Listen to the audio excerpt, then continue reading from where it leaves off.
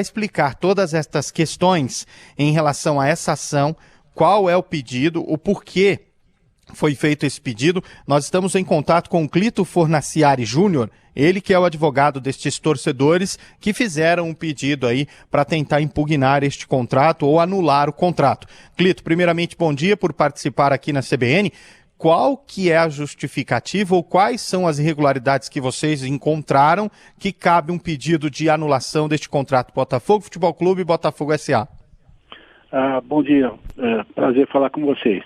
Bom, o objetivo da ação, e eu só queria fazer um pequeno reparo, não são apenas torcedores do Botafogo que estão movendo, são membros dos conselhos, dos diversos conselhos, são ex-presidentes até do clube, são ex-presidentes do Conselho Deliberativo, enfim, nós temos 13 pessoas que são sócios e já tiveram cargos de importância dentro do clube, né?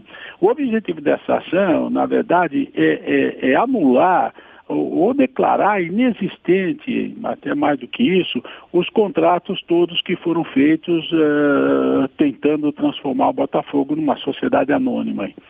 Por que isso? Porque o estatuto do Botafogo, ele tem um ritual, o estatuto é a constituição do clube, né?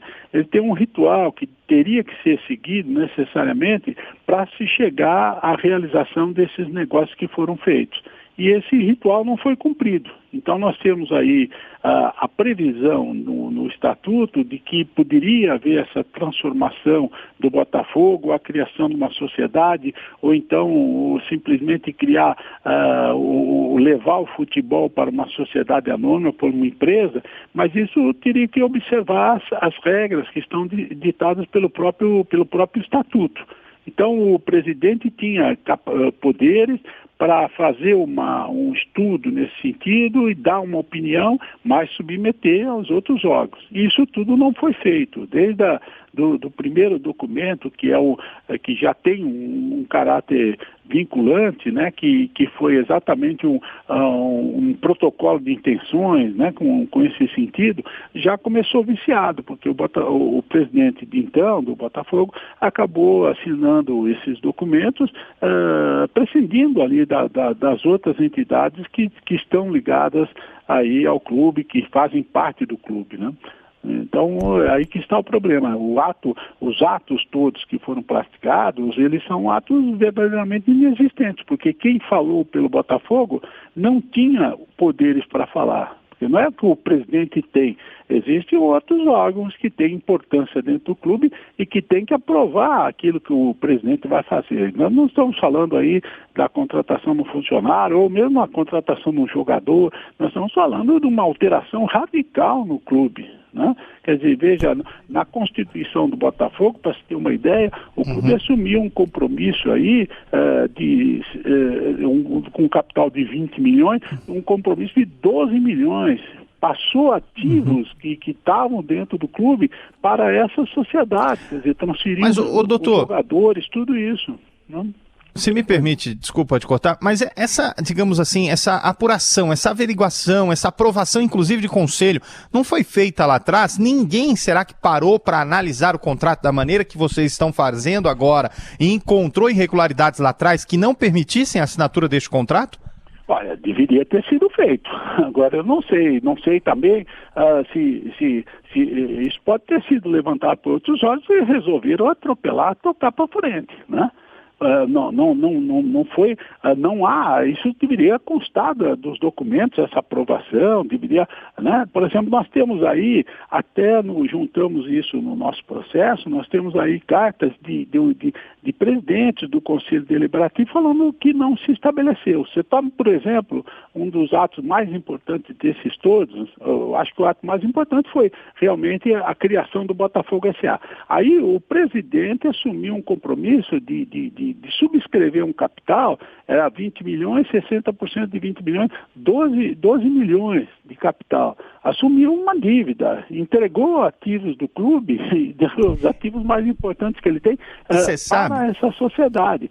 E isso teria que ter outros cuidados. Quer dizer, o Conselho Deliberativo, o Conselho Consultivo não participaram, não deram opinião, ou se foram chamados, não formaram quórum. Para você ter uma ideia, veja bem, isso é um dado muito importante, que eu acho que realmente coisa foi feita muito assodado, muito preocupado. Nós temos um quórum de deliberação de aprovação, por exemplo, para a cessão de imóveis que foi feito no contrato de cessão de superfície, que é 75% dos membros efetivos do Conselho Deliberativo tem que ser ouvidos, tem que aprovar, não é ser ouvido simplesmente, aprovar.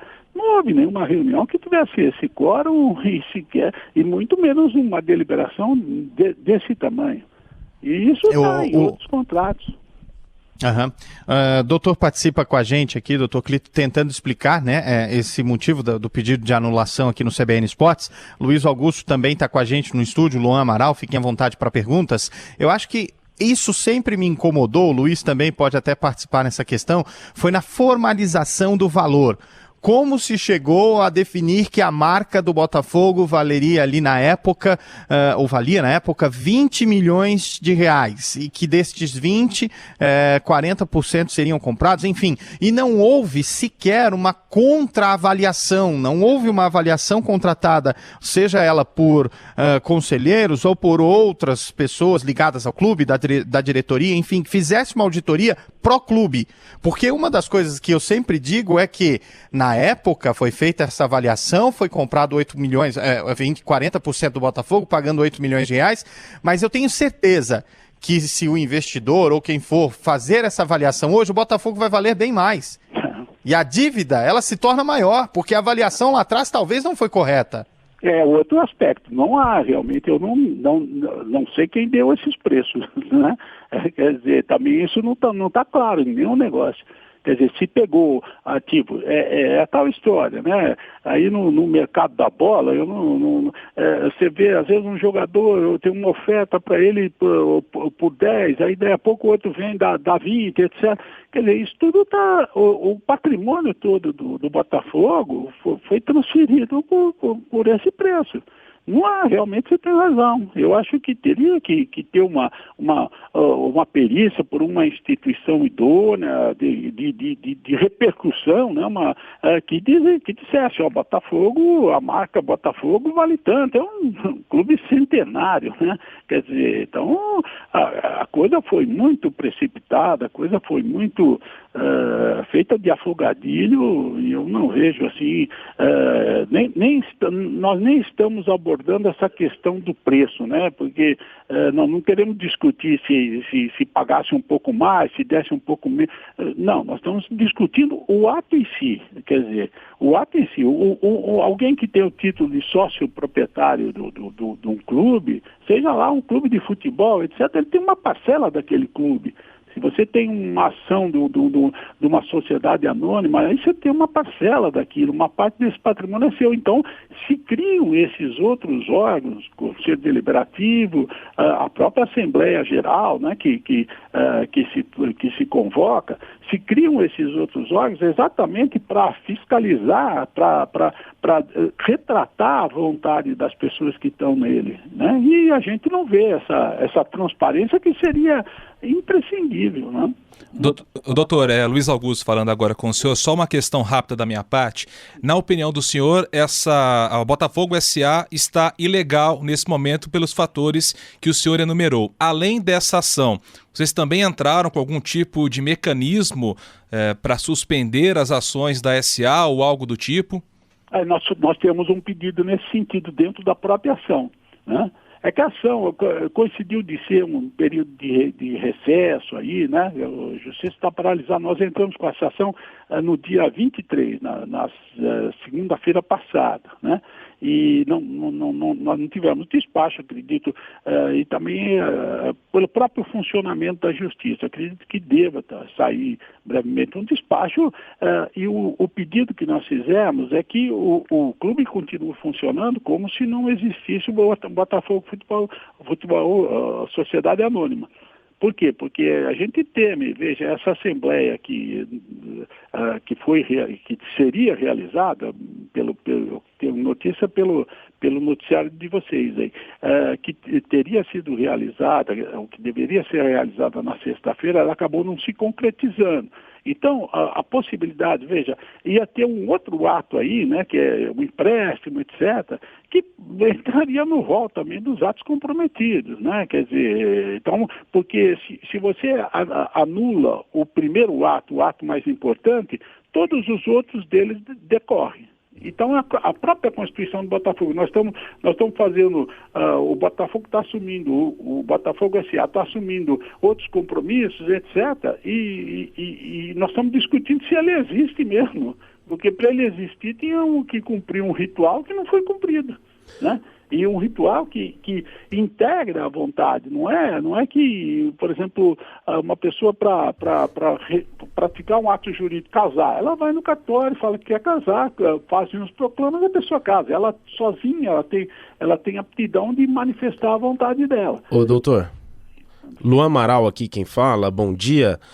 Eu queria saber, a gente sabe que a justiça ela é bem morosa, né? E como que funciona esse trâmite a partir de agora? Isso já tá correndo em justiça? A SA já foi notificada? Como que funciona a partir de agora? E se existe algum prazo para que isso termine e a gente tenha uma posição? Não, prazo na justiça é sempre uma coisa complicada, não existe assim um processo, não se sabe quanto tempo o processo pode durar, pode demorar, efetivamente pode demorar, por isso que nós temos esse pedido e que nós poderemos depois adaptar melhor esse pedido de acordo com o andar da carruagem, que é um pedido para que não se paralise, né? O objetivo não é acabar com o Botafogo, o objetivo não é nada disso, ao contrário, o objetivo é salvar o Botafogo dessa situação. Esse é o motivo que inspira aí as pessoas que resolveram promover essa ação. Não dá para fazer previsão. Nós temos um pedido de liminar, vai ser apreciado, se for o caso, aí depois desse recesso das festas, isso deve, na pior das hipóteses, ter alguma manifestação, e aí sim as empresas, né, que são duas empresas que estão envolvidas aí pelo investidor, né? Chamam-se Trex Esportes e Trex Holding Empreendimentos, que foram duas empresas que fizeram o negócio, né? A Trex Esportes é a sócia do Botafogo com 40%, né? Ficou sócia do Botafogo. E a outra empresa, essa Trex Holding, ela acabou depois do contrato de cessão de superfície, né, onde se transferiu isso para o Botafogo, e o Botafogo cedeu para essa Trex Holding uma série de tudo aquilo que existia dentro do Botafogo, toda aquela outros estabelecimentos que funcionavam ali dentro foram transferidos para essa Trex Holding, que ficou aí com um poder muito grande e até desviando do próprio futebol. É um outro negócio que a gente aborda no caso, né? Porque passou, com a cessão do direito de superfície, essa empresa poderá realizar lá um evento religioso, um evento cultural, e tudo isso, a participação do Botafogo seria de acordo com o contrato social dele, né? o estatuto do Botafogo S.A. Então a coisa foi muito alterada. Isso como não se observou aí esse ritual de ouvir principalmente os conselhos, o consultivo e o deliberativo, isso acabou, na verdade, sendo alguma coisa bastante lesiva para o clube, né? Por isso nós não estamos falando de administração agora, não interessa saber se eles estão pagando 10 ou estão pagando 100, não é nada disso. Nós estamos discutindo os atos de formação, que podem, na verdade, resultar em alguma coisa bastante nefasta para o clube, né? Ou seja, é mais, na verdade, os atos o rito de como tudo foi feito, né? Para ser sincero, que é o que questiona aí o Dr. Clito Fornaciari Júnior, junto com uma ala de botafoguenses que também estão na justiça tentando reaver essa questão. Doutor, muito obrigado pela sua atenção aqui com a CBN, por esclarecer para a gente e, é claro, a qualquer nova informação, microfone aberto para trazer os detalhes aqui para toda a torcida do Pantera na região, não só em Ribeirão Preto. Muito obrigado, estou às ordens aqui, hein? Tá? Um abraço para vocês, bom ano.